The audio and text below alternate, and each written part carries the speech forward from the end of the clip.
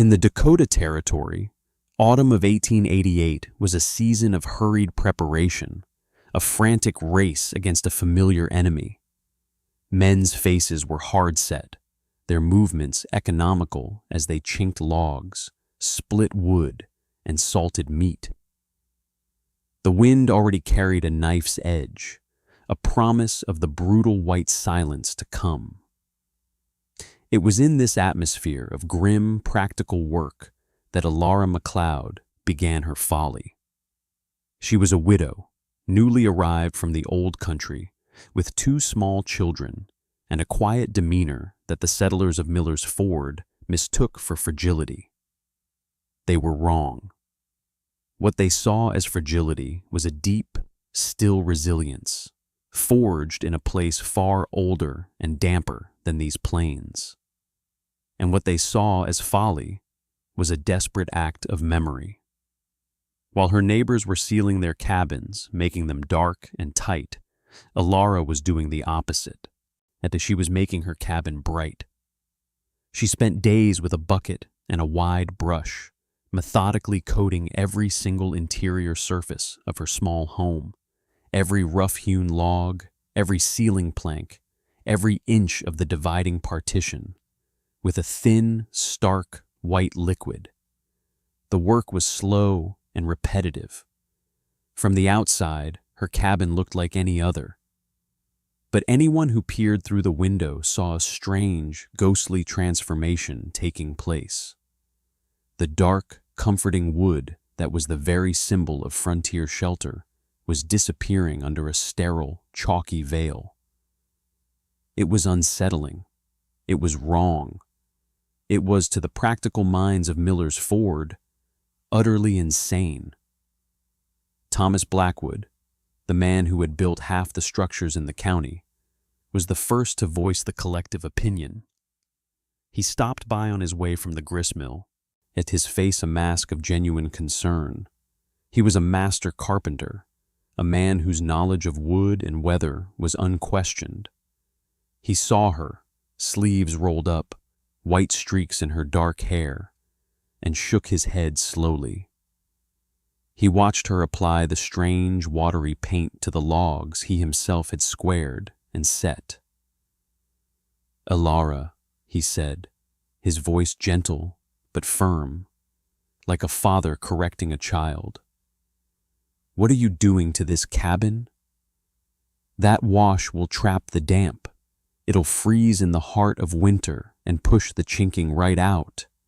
You're inviting the cold in, not keeping it out." Alara paused, dipping her brush. She looked at the respected builder, her eyes clear and calm. "It will keep my children warm, Mr. Blackwood." He sighed, frustrated by her simplicity. "It will not. A dark wall holds the heat from the fire. Yet you're painting your walls the color of snow. It's foolishness." He left her there, convinced he was speaking to a woman whose grief had clouded her reason. The story spread through the settlement like wildfire. Alara MacLeod was whitewashing the inside of her cabin. The men at the general store chuckled into their beards. The women whispered at the church social.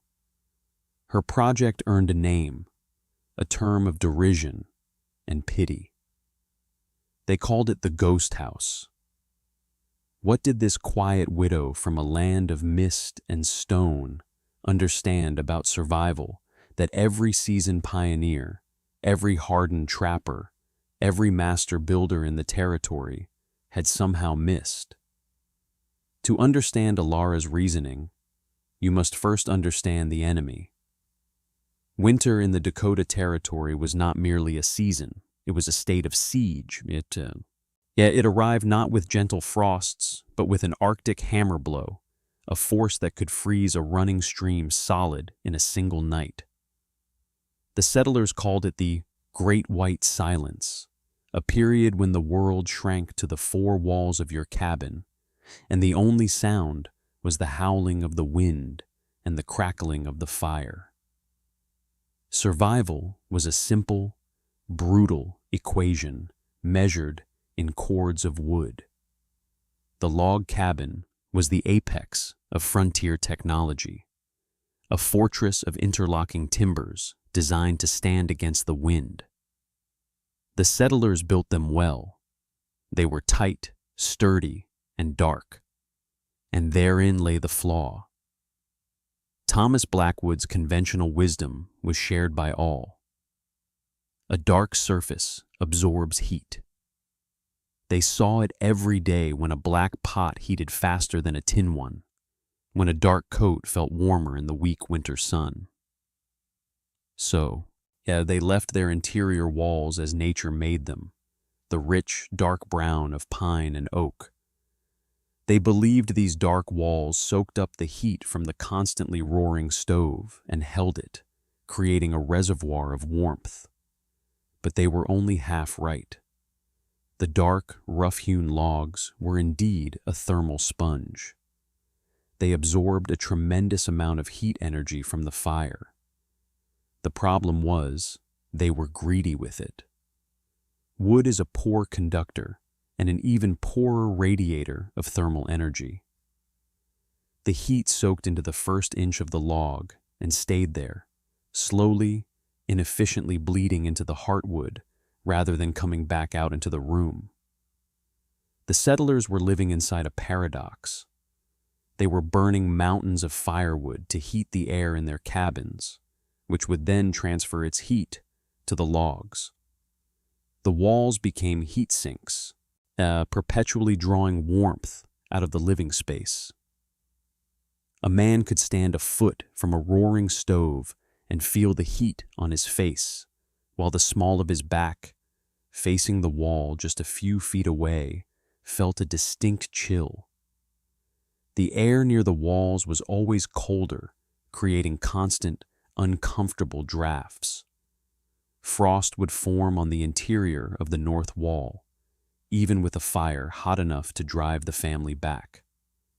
They were fighting a losing battle, trying to heat the air in a room whose surfaces were constantly stealing that heat away. They were heating their houses, not themselves. Alara knew this in her bones. She had not learned it from a book of physics, but from centuries of accumulated knowledge passed down through generations. She grew up on the Isle of Skye, in a stone cottage where the wind and the damp were a constant presence. The enemy there was not the dry, searing cold of the plains, but a penetrating, bone-chilling damp that could never be defeated by a roaring fire alone. Her grandmother, a woman whose face was a roadmap of hard winters, had taught her the secret. "The fire warms the air, child," she would say, her Gaelic accent thick as peat smoke. "But it is the walls that must warm the people." The inside of their cottage was not gray stone, but a brilliant, luminous white. Every year, they would mix lime and water into a simple wash and paint every surface. Her grandmother explained that the white walls didn't just make the small space brighter. They threw the heat back at you. They turned the entire room into a gentle, radiant oven. The heat from the peat fire would strike the walls, and instead of being absorbed, it was immediately and efficiently radiated back into the room, warming every object, every person, from every direction. Alara remembered the feeling of sitting far from the fire, yet feeling a pleasant, uniform warmth on her skin. She remembered the way the walls seemed to glow with a soft, stored energy long after the fire had been banked for the night. The dark logs of her Dakota cabin felt dead and cold to her. They drank the light and the heat and gave nothing back. She was not painting her walls the color of snow. She was painting them the color of firelight. She was turning her shelter from a heat-hoarding fortress into a heat-sharing home. The process began with a trip to the limestone outcrop miles south of the settlement, a place the others ignored. She spent 2 days gathering brittle, grayish rocks, hauling them back on a small cart her late husband had made.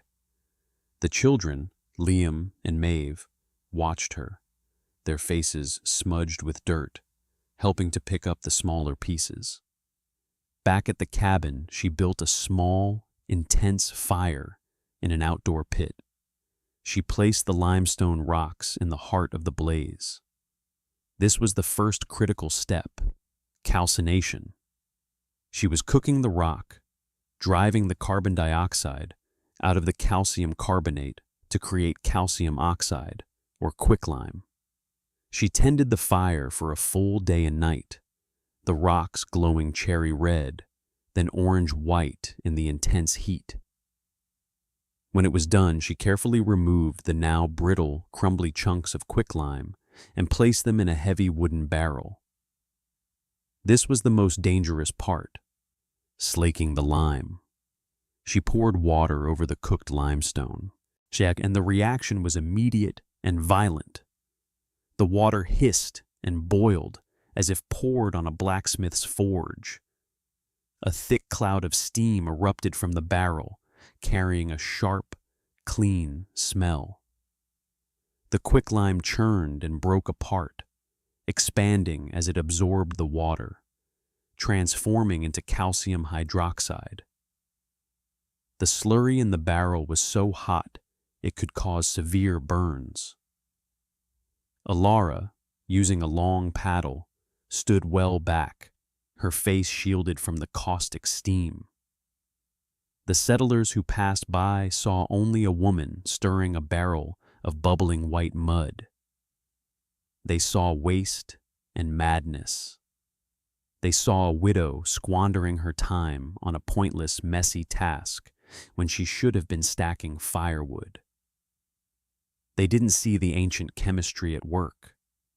They didn't understand that she was creating the key to her family's survival.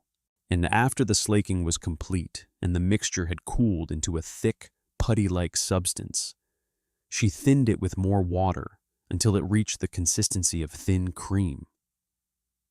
This was lime wash. It was not paint.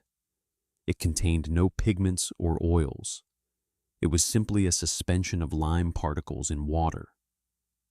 When she brushed it onto the raw wood of her cabin walls, the water would be absorbed into the logs, and the lime would react with carbon dioxide in the air, slowly turning back into a thin, breathable layer of calcium carbonate, limestone.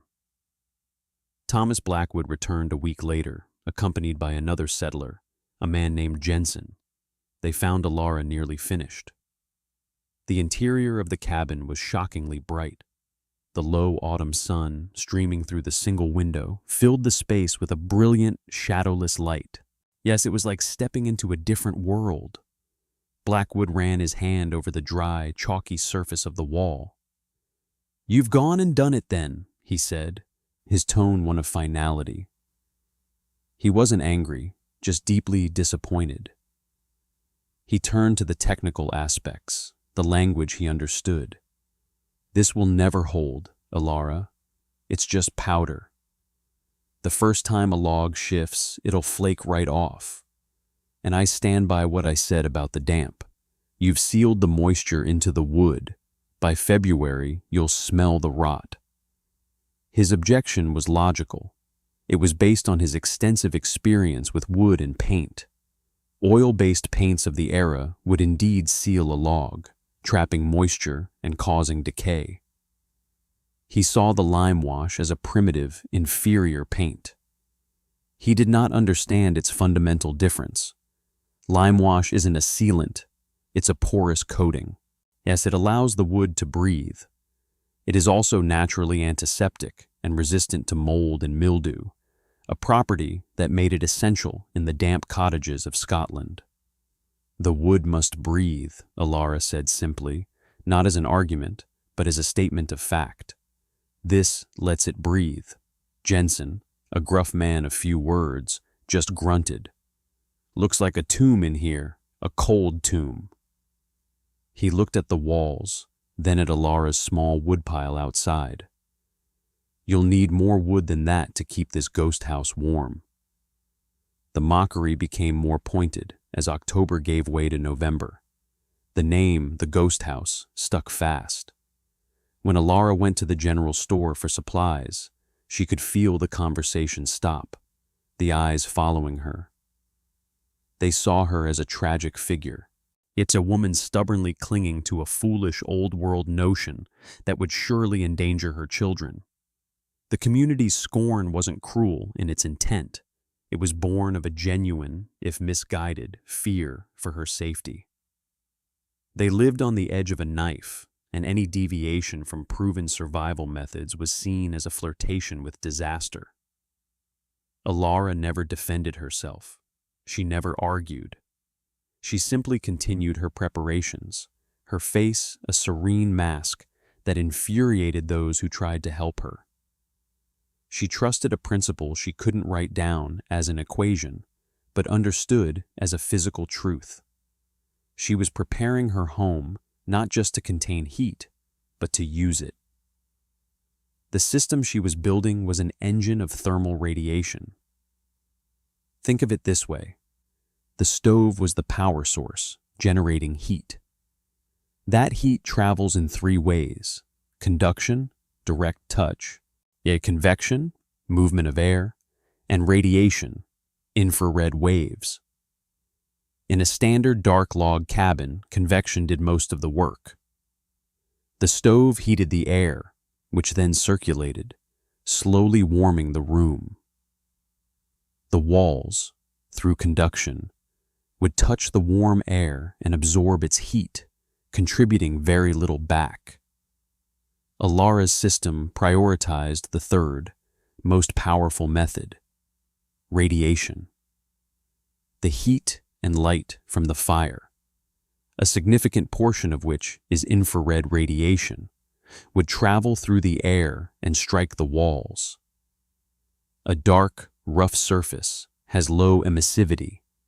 It's a poor radiator. It holds on to that energy. A white, matte surface, like lime wash, has incredibly high emissivity, close to 0.9 on a scale of 0 to 1. This means it is an extremely efficient radiator of thermal energy. Instead of absorbing and hoarding the heat, Alara's walls would catch the infrared waves from the fire and immediately, efficiently, re-radiate them back into the room. The walls themselves would become radiators. Every surface, the ceiling, the partitions, the four walls, would be broadcasting a gentle, uniform warmth. People and objects in the room would be warmed directly by this radiant energy, just as the sun warms your face on a winter day, even when the air is cold. It meant she wouldn't need to superheat the air. She would be living inside a gentle, radiant field of warmth, powered by a relatively small fire. The ghost house was not designed to be a tomb. It was designed to be a reflector. Then December came. It arrived with a stillness that was more terrifying than any storm. The air grew thin and sharp, so cold it hurt to breathe. The temperature, which had hovered in the teens, began a relentless, methodical plunge. The old-timers looked at the sky, at the strange pale sun, and saw the signs. This was not a normal cold snap. This was a killer. The first day, the temperature at dawn was 5 degrees above zero. By sunset, it was 10 below. The wind picked up, a low moan that seeped through the tiniest cracks in the cabins. The second day, the mercury in the settlement's official thermometer fell to 25 below zero and stayed there. The wind rose to a gale, piling snow into monstrous drifts that buried fences and sheds. This was the beginning of the Great White Silence. Inside the dark, sturdy cabins of Miller's Ford, the fight for survival began in earnest. The settlers stoked their iron stoves until they glowed a dull red, devouring seasoned oak and poplar at a terrifying rate. The air near the stoves was scorching, but a few feet away it was frigid. The dark log walls were like sheets of ice, sucking the life out of the room. Families huddled together under piles of blankets, their breath crystallizing in the air. Ink froze in its wells.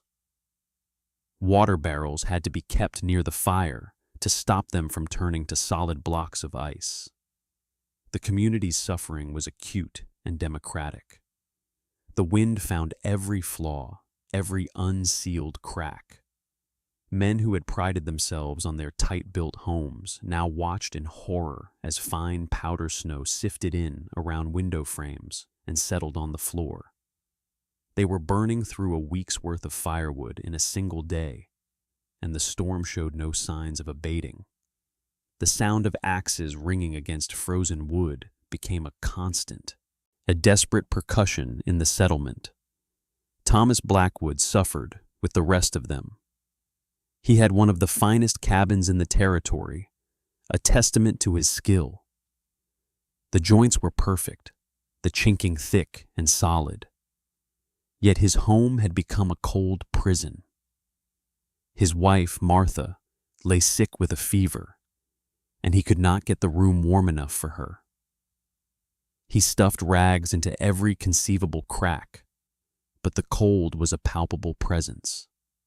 He would stand by the roaring stove, sweating from the intense heat, yet when he turned around, the cold on his back felt like a physical blow. He pressed his hand against his masterfully joined north wall. It was colder than stone.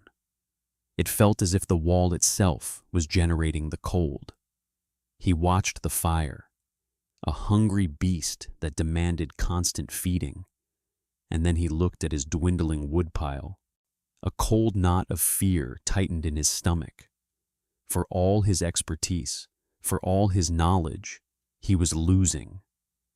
The cold was winning, and in his darkest moments of fear and frustration, his thoughts turned to the widow, Alara MacLeod, and her ghost house. He imagined her and her two small children, huddled and freezing in that foolish, snow-colored cabin. He pictured the damp he had predicted freezing on the walls, the chinking pushed out, the wind screaming through the gaps. The thought filled him with a terrible paternal guilt. His derision had been public. If she and her children perished, he would feel the weight of it. He had to know. On the fourth day of the storm, the temperature hit 35 below zero. The wind was a physical barrier, a solid wall of moving ice and snow. To venture outside was a death sentence. But Thomas Blackwood could not sit still any longer. He bundled himself in every layer of wool and fur he owned, pulling a scarf over his face until only his eyes were visible. He told his wife he was going to check on the livestock. He lied. His true destination was the ghost house. The journey was 100 yards, but it felt like a mile. The wind tore at him, stealing his breath and blinding him with driven snow. Every step was a battle. The cold was a living thing, a predator that sought to find its way into his clothing, to leach the warmth from his very bones. He stumbled through drifts that were waist deep, his beard freezing solid in minutes. By the time he reached Alara's cabin, he was exhausted, half frozen, and filled with a grim certainty about what he would find inside. He saw no smoke rising from the chimney. His heart plummeted. He had been right. Her meager fire had gone out. He hammered on the door with a numb fist, his blows sounding dull and flat against the roar of the wind. He shouted her name, the sound snatched away from his lips. He was about to put his shoulder to the door to force his way in for a rescue that was surely too late, when he heard the latch draw back. The door swung inward, and Thomas Blackwood was hit by a physical force.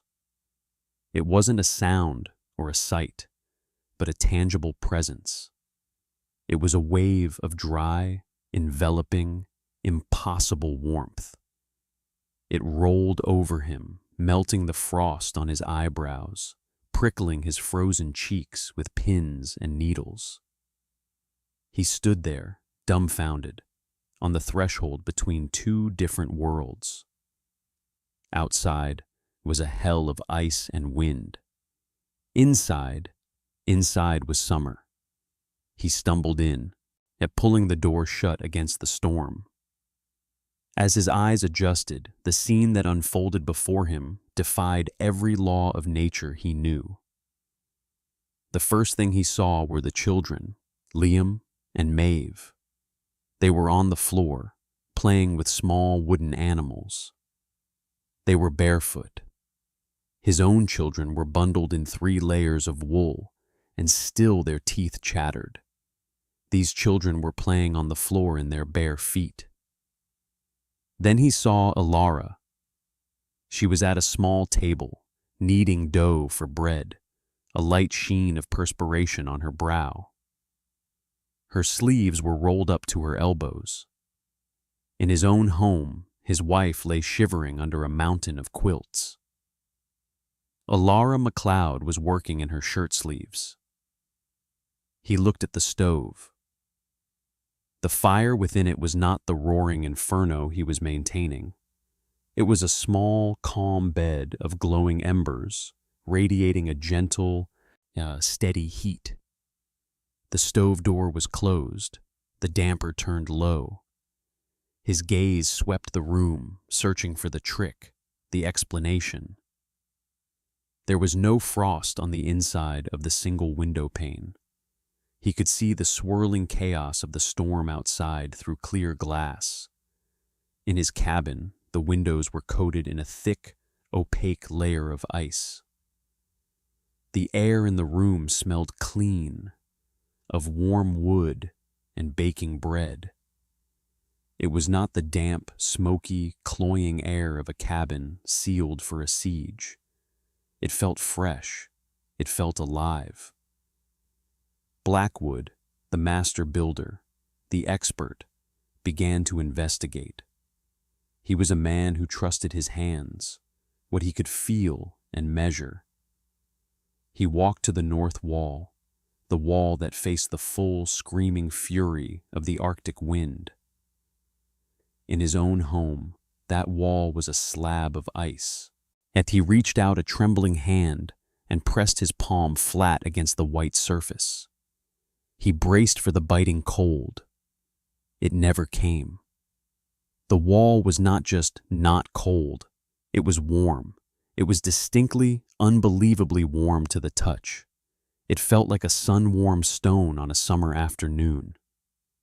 He stared at his hand, then at the wall, as if he had discovered some new law of physics. He ran his palm across the surface.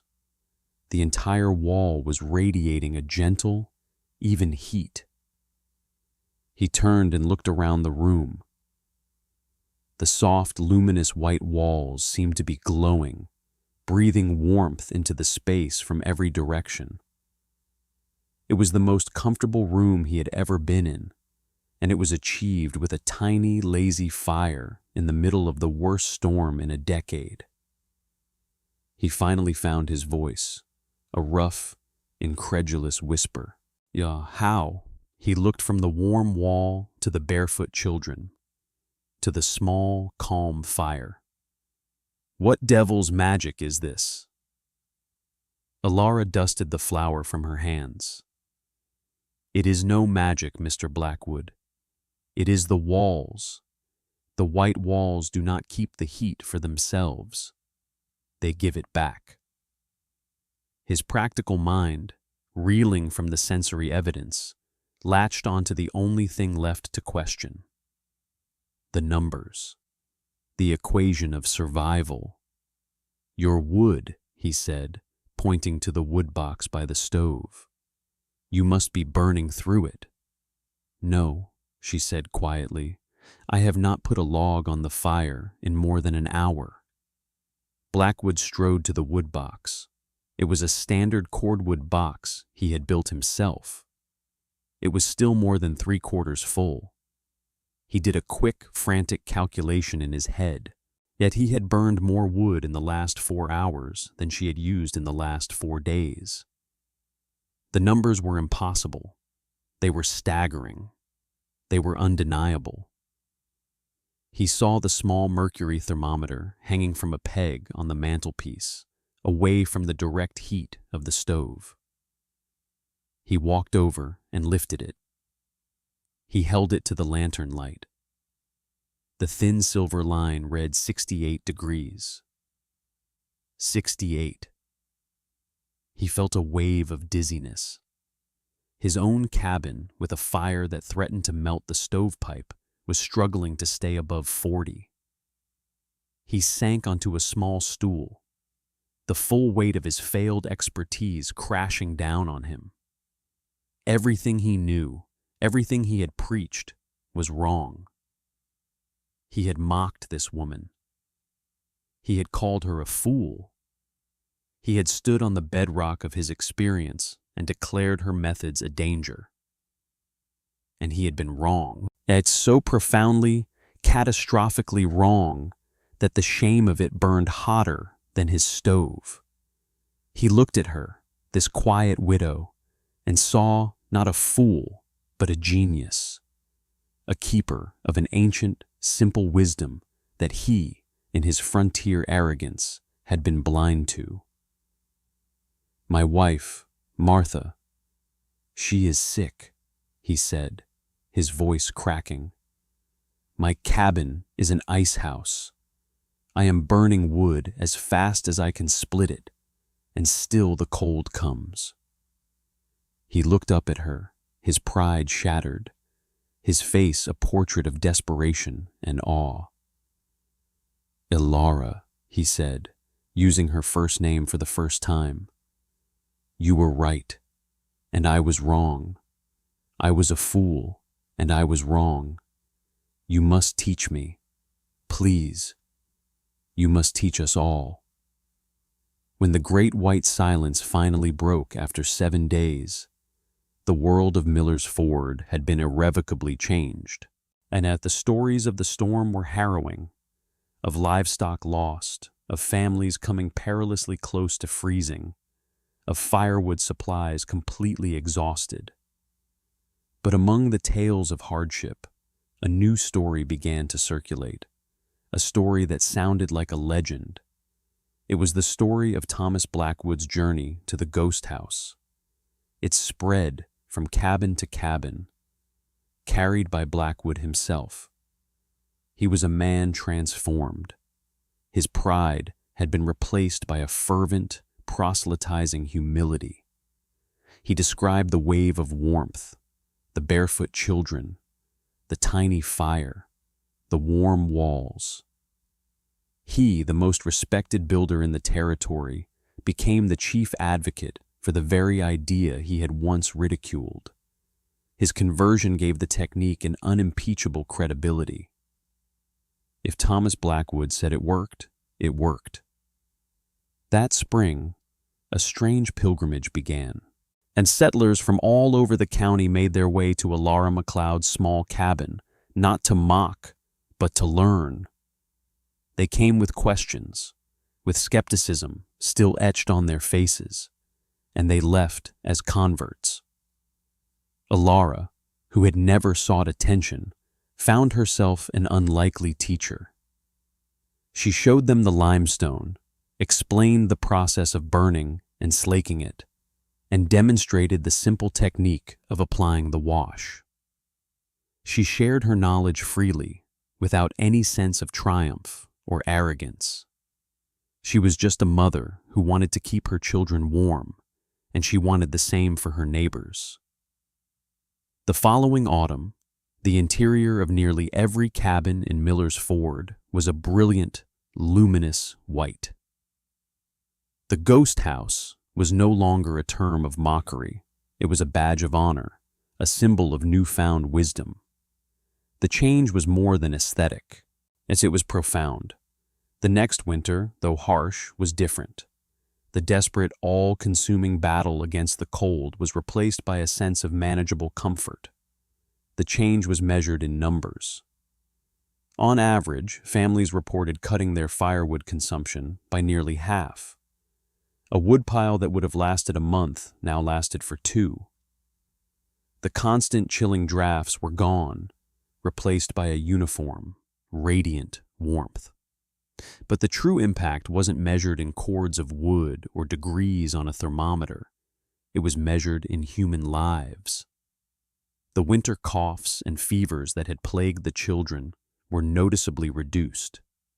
Babies born in the autumn survived their first winter without the constant threat of respiratory illness. Life shifted from mere survival to something approaching actual living. The home was no longer a cold fortress, but a comfortable sanctuary. Alara's simple, ancient technique became the new standard for construction in the region. New cabins were whitewashed inside as a matter of course. The wisdom of the ghost house spread to neighboring settlements, becoming part of the essential knowledge of the frontier. Alara MacLeod never sought fame or recognition. She remained a quiet member of the community, but she was regarded with a deep and abiding respect. She had faced down tradition and ridicule not with arguments, but with undeniable proof, and in doing so, she had made life better for everyone. Her legacy wasn't written in books, but on the warm, bright walls of the homes that sheltered the generations to come. The story of the ghost house is a powerful reminder of a simple truth. The most elegant solutions are often the ones we have forgotten. As in our quest for bigger, stronger, and more complex technologies, we sometimes overlook the quiet wisdom of the past. Alara MacLeod's victory was not just over the cold, it was a victory for empirical evidence over entrenched dogma, for quiet observation over loud opinion. She understood that a home is more than a barrier against the elements. It is an active system for creating comfort and well-being. This principle of using surfaces to radiate heat is not some forgotten piece of folk magic. It is a cornerstone of modern thermal engineering. Today, we call it radiative heating. We use high emissivity coatings on everything from industrial furnaces to spacecraft to efficiently manage thermal energy. We install radiant floor heating and ceiling panels that operate on the exact same principle as Alara's walls. They warm the occupants of a room directly, creating a more efficient and comfortable environment than simply heating the air. What Alara knew in her bones, we now calculate with complex formulas. Her story reminds us that sometimes the most revolutionary act is to listen to the quiet voice of ancestral knowledge and to have the courage to trust what you know to be true, even when the rest of the world tells you that you are a fool. This account is a fictionalized narrative created for educational and entertainment purposes. While the scientific principles of thermal emissivity and the historical use of lime wash are accurate, the specific characters, events, and location are a composite invention designed to illustrate these concepts. It should not be taken as a literal historical record or as professional construction advice.